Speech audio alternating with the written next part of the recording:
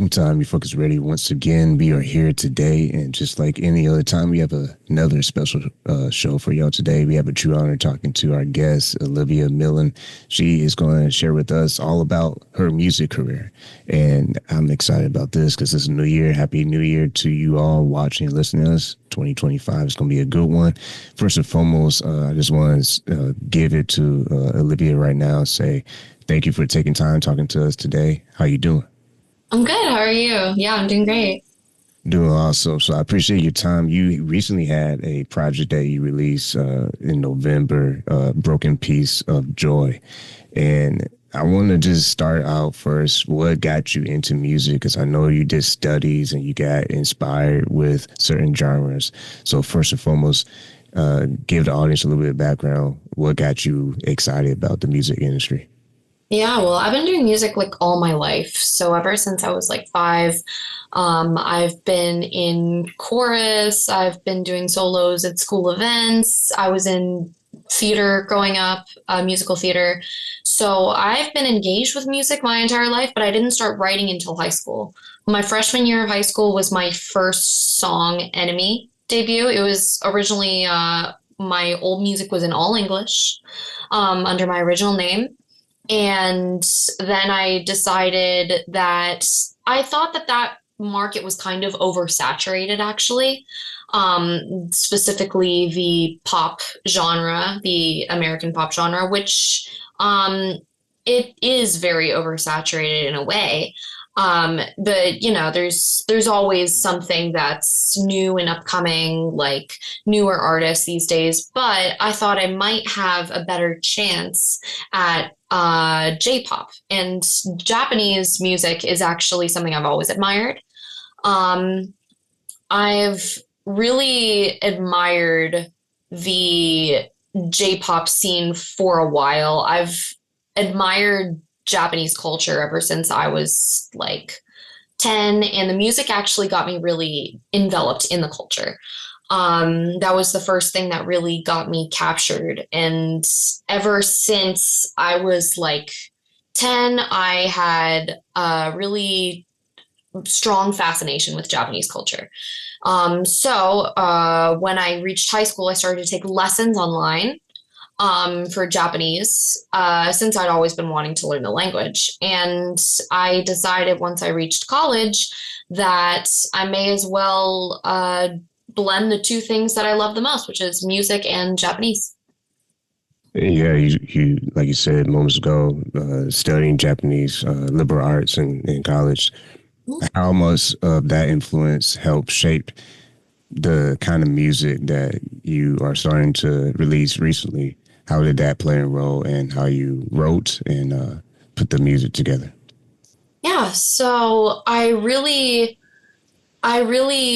took in the beginning of my J-pop journey. I really, and I am still starting, by the way. But in the very, very beginning, I really took influence from idol culture.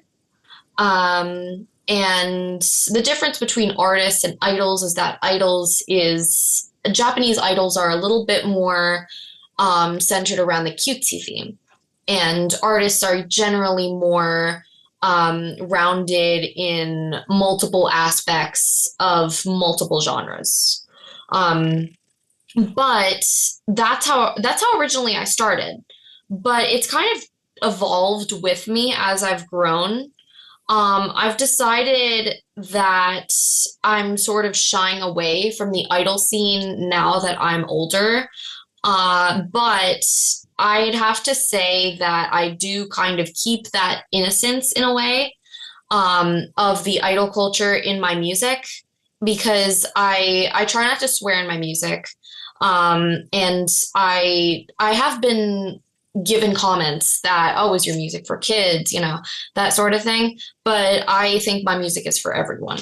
So I think that really, if you keep a broad audience, then more people can enjoy your music. Once again, listen to Refocused Radio or watching us online, talking to our guest, Olivia Millin. And speaking on that, deciding to brand yourself in that way, which I think is clever because you have to be your own self. You can't just follow the trends or follow what you think is going to work because it worked with some other artists. I had a chance to see some of your music videos, and it's like watching a movie. Kind of touched on the approach, how you wanted to. What was the vision for your music videos? Because they're like almost like movie type feel, where it's acting and not always just on the stage and in front of the microphone. Yeah, so I was for my Be With Me music video, I was in high school at the time when I wrote it. And I originally it was in all English, but I made it into Japanese when I started my first year of college. When I originally recorded Be With Me, I wanted it to be set in a high school scene because I was in high school when I wrote it and it just felt like appropriate at the time. But I did want a storyline.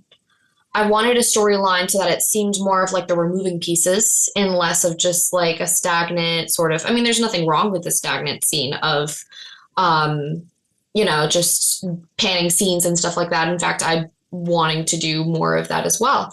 But for my first music video, I really wanted something that had a plot to it.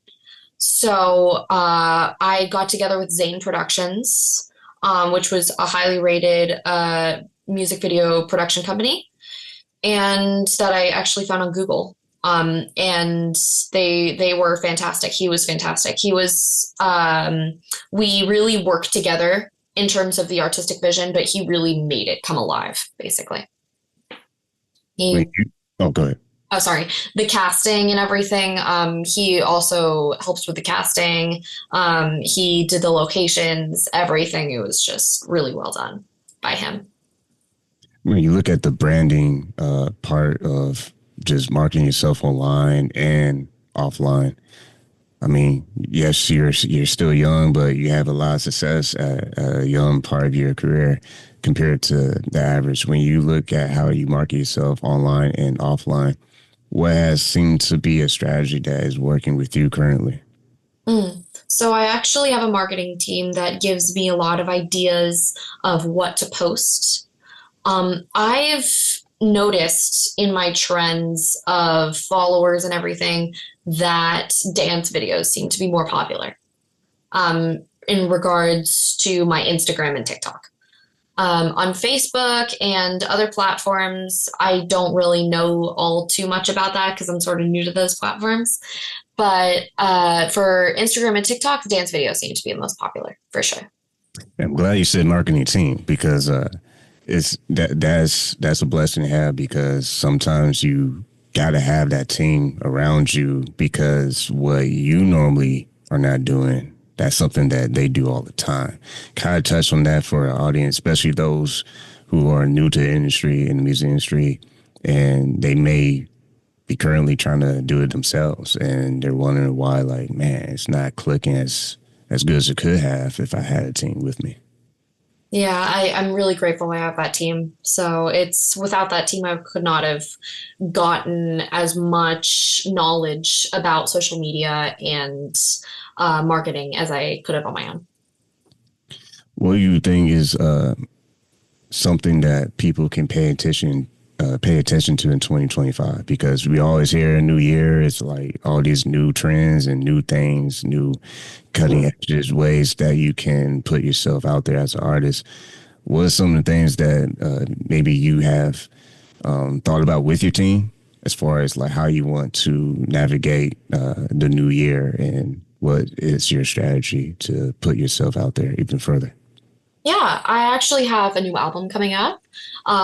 It's the Start Again album, and it takes place in my starting with the debut song has already been released, but the album has yet to be released with a lot of songs that are already out on the market. But I will also be releasing a lot of songs that are new.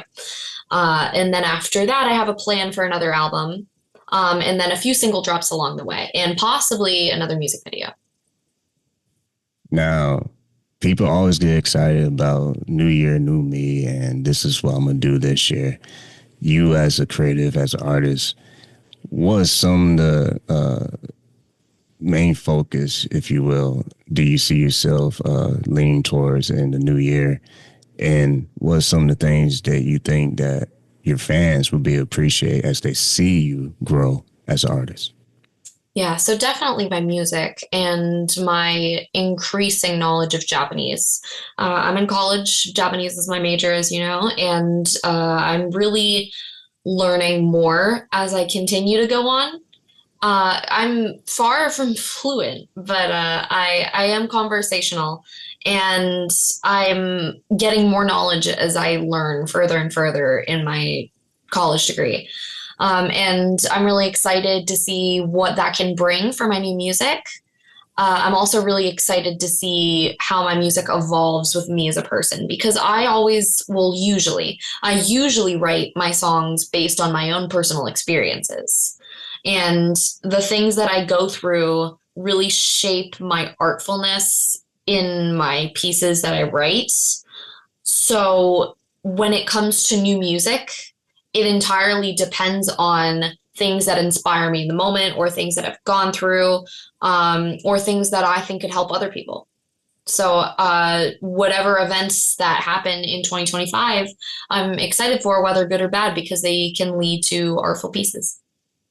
Once again, listening to Refocused Radio and watching us online, talking to our guest, Olivia Millin. And when you think about how you've been able to learn from the J-pop scene, are there particular artists out there that you kind of look up to or kind of listen to just for inspiration in the J-pop scene? Absolutely. So, recently, Ado is actually one of my inspirations. I just recently recorded a rock song, which I'm super excited about because it's my first actual rock song. My first song ever released was sort of an alternative rock, but it didn't really hit that like hard hitting, sort of rocky feeling, I guess, like that really hard punch. You know what I mean? Yeah. But when I've always kind of had this inspiration from Yoasobi. Yoasobi has been my constant inspiration ever since I've started J-pop, ever since before I even listened to, even before I even like started recording J-pop or listening to my own music in J-pop. I've loved Yoasobi. And Yoasobi's music centers a lot around happy melodies and happy major sounding chords, but sort of a more somber, melancholy meaning. And I really liked that contrast. So for a couple of my songs, I actually took that inspiration. And I've also really liked just her style of music, and I think her voice is really unique.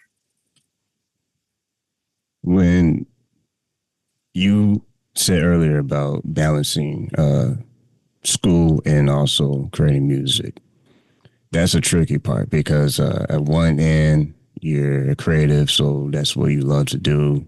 But here's the thing. You also are doing this professionally, so it's not a hobby anymore. So how do you balance school and also maintaining the growth of your career?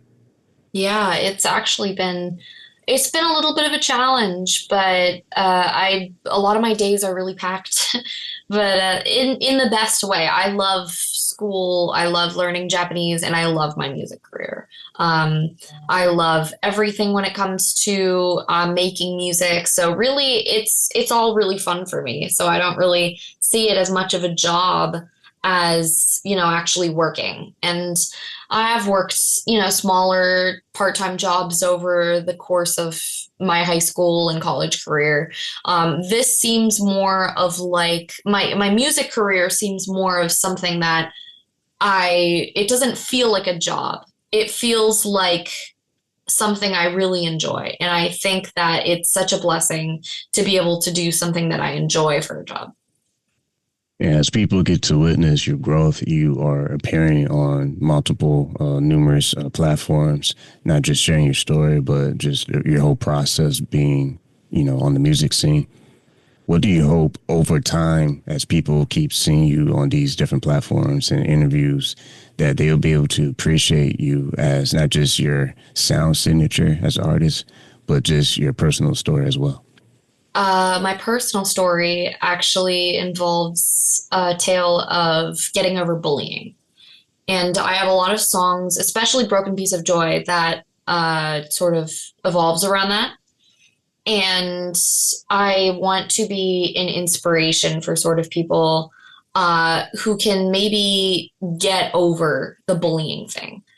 It's bullying is a terrible epidemic, in multiple places, but especially in Japan and America.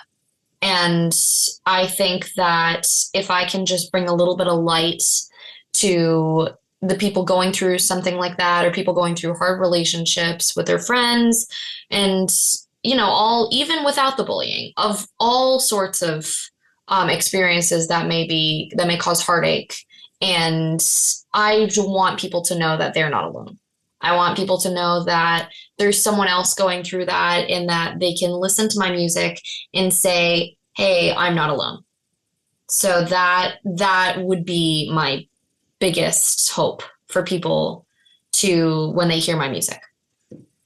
Once again, listening on Refocused Radio and watching us online, talking to our guest, Olivia Millin, talking about all of her music. And for our audience review for them a little bit, what upcoming projects are you working on? I know you kind of mentioned a little bit earlier, but just a reminder, what's some of the things that they can expect to see on your social media pretty soon?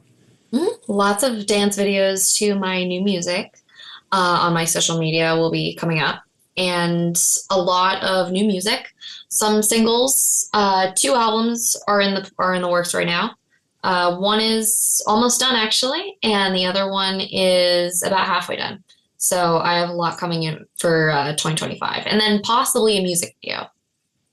And let's dive into more about the album process. When you're in the studio as an artist, what does that kind of look like for you? Kind of paint the picture for the audience. Once you're in the session, what's the typical things that kind of happen with your engineer, writing, performing, recording? What does that look like in your world?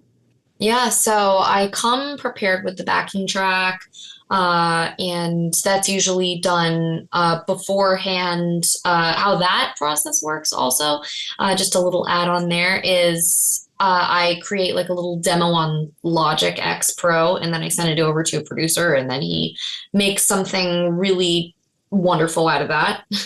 And then we show up to the studio with that, and we start from no vocals, obviously, and because I usually don't use backup vocals from other people.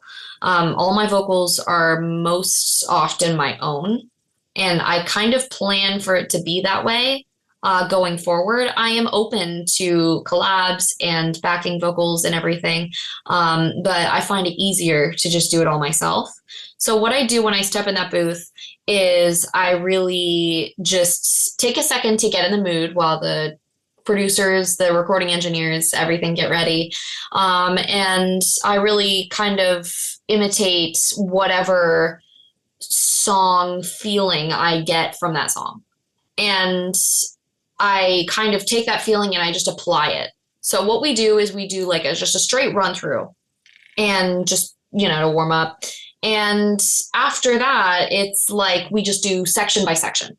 If some sections overlap, we just overlap them. And occasionally, people wonder, like in the studio, hey, do you have to do things again? Like what happens in that process? And it's really fun actually for me, because I love trying things different ways and singing things different ways. So if I don't feel like something's right, I'll just go, can you please do it again? And then we'll just restart from a certain point. And then after that, we do harmonies. Usually my harmonies are made up on the spot. So most of the harmonies that you'll hear in my songs are not planned. I just show up to the studio and figure it out from there. From there, I once everything's done and recorded, I exit the studio, the actual recording room, and then I sit on the couch with Jim Morris, my recording engineer, and he does all of the little edits that need to be done, like the melodyne and the reverb and everything. For my last song, for the rock song that I was talking about earlier, I actually did live guitar, and he's a fantastic guitar player, luckily. So it was really cool to see that process work. Took 5 hours, but it was worth it. um, but yeah, basically, once everything's done with that, I get a rough mix sent to me, and then all the vocals are sent to my producer from the UK, Kevin Charge in England. And once everything's said and done, he works on it, and I get a rough mix to practice my dance routines too in the meantime. And then I finally get something in from Kevin. Well, there you have it. You had the official scoop of the process. I mean, Yeah. that's awesome. It sounds very organized and very structured. And let's touch on that as we have about 5 more minutes left. How important is it? I mean, it's obviously important, but just for the audience sake, why is it so key to have just all these different parts to be very strategic and organized? Because from start to finish, I imagine you have a whole team with you that's making sure that every box is being checked off. So kind of touch on that for maybe aspiring artists out there. Why is it important to have everything organized and detailed? Yeah, so I actually recently, my management team has made me a content plan for every single day. And I so recommend this for upcoming artists because if you have a vision of what you want to do, and you just, it can seem really daunting at first. But if you split it up into one thing every day, it seems a lot more manageable. With the recording process and everything like that, the sound process, the whole process of making a song, I recommend it to be more organized purely because I think that it really helps you keep your stuff together. If you kind of go outside the box, which I'm sure people do, and I'm sure it works for them, but for me, it just doesn't work. I need that organization of writing stuff down exactly when I hear about it, just working on a song from beginning to end. Because once I finish a song like halfway, I just don't finish it. And I think that basically when you have that organized process of your content schedule mixed with your calendar and mixed with the whole organization process for your songwriting, I think really that just breaks everything down to a more manageable degree so that you don't look at everything and go, oh, it's so hard to make it. It's so hard to do all these things at once. I can't keep up. Right. But I think if you just break it down, it makes it a lot more manageable. And I'm far from making it, but it seems so much more manageable when you break it down, in my opinion. Man, you can write a book. All right, that's some good information. Take the bigger picture and break it down in small parts. And I think that is something that a lot of people can apply in this new year because it's one thing to say, it's one thing to think about it and to have a vision, but it's another thing when you can actually develop systems that can get you there. So on that note, we are talking to our special guest, Olivia Millin. You can catch her on social media. Real quick, for those who are watching and listening, what's the best way they can interact with you online? Which platform are you on mostly? Yeah, mostly I'm on Instagram and my Spotify as well. My Spotify is just my name, Olivia Millin. Millin is spelled Millin. And my Instagram is Olivia with two A's at the end, Millin with two N's at the end, at Olivia Millin. And my TikTok is at That's Me, Olivia Millin. I'm most active on Instagram. You can see new releases from me on Spotify, iTunes, Amazon, pretty much any music platform. Just search up my name. And I'm going to give one more question. If Mhm. you could collab with anybody in the whole entire world, especially with the whole J-pop scene, if you could pick up the phone and be in studio with someone in 24 hours, what would you want to do and with who? This may surprise you, but actually Lady Gaga, because I know she doesn't have anything to do with J-pop, Yeah. but at least to my knowledge. But she's been an awesome inspiration for me ever since I was a kid. I love her unique style. I love the way she dresses, the way she has like just an attitude about being unique. And I love her. Obviously, her voice is stellar. Yeah. And everything she makes turns out to be a banger. And she seems like such a wonderful person. I would love to make something with her. Well, talking about a curveball and exclusive, that'd be awesome, man. I mean, you never know. Anything can happen in this world. So, once again, I want to say thank you to our guest, Olivia Millin.